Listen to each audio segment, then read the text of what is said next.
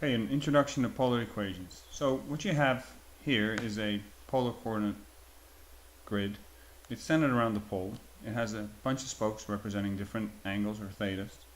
And we can use that to graph some points. So I have some points listed here. So let's look at point number 1. So 230 degrees. So one thing you have to figure out then is what do each of these little rays stand for in terms of the degrees. So let's see, we got 1, 2, 3, 4, 5, 6. No, that's 90, so each of these must be like 15 degrees, right? So that's 15 degrees, that's the 30 degrees, etc., etc. So let's put a couple more up there.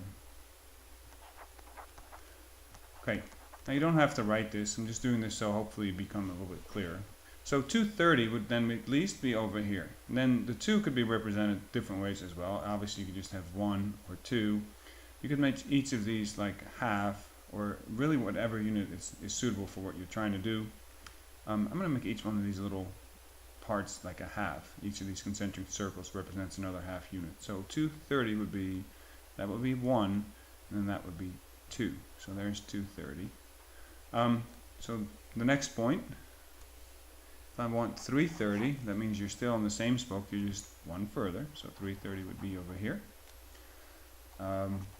Point 245 would be on the 45. It would be the same distance away from the pole as the previous two, so that would be another 245.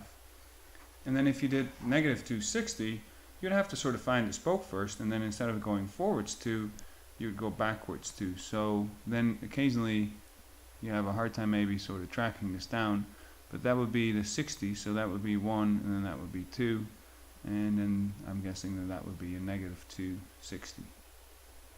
See, 75 and 90 would be back. So yeah.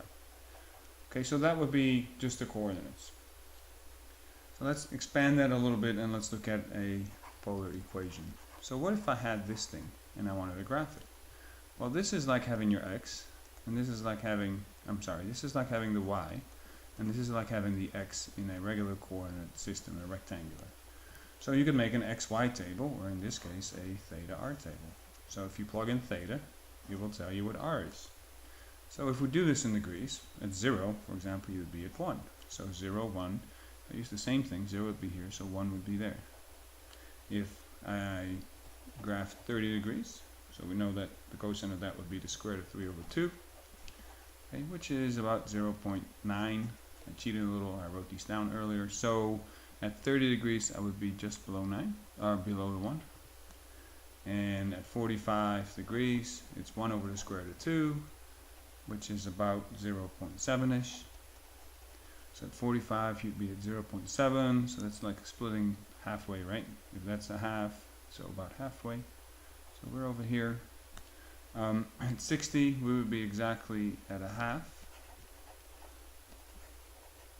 So at 60, we'd be exactly at a half. And at 90 degrees, the cosine is actually worth 0. So we get a dot right here.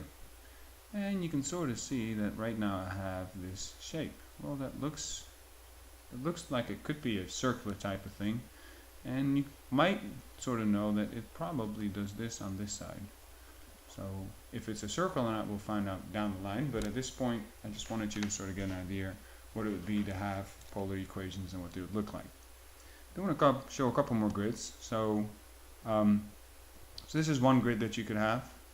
So the grid could be this, so just spokes, no distances. And then I have a very large grid, I think, over here. And so this one's very, very precise. It ends up being actually a degree tick mark over here. So every spoke over here represents a degree. But you see it's a little bit harder to read here in the middle because the spokes don't run all the way through. And so this would be something that would be very useful if you had like larger units and wanted to graph a bunch of stuff. So, okay, thank you.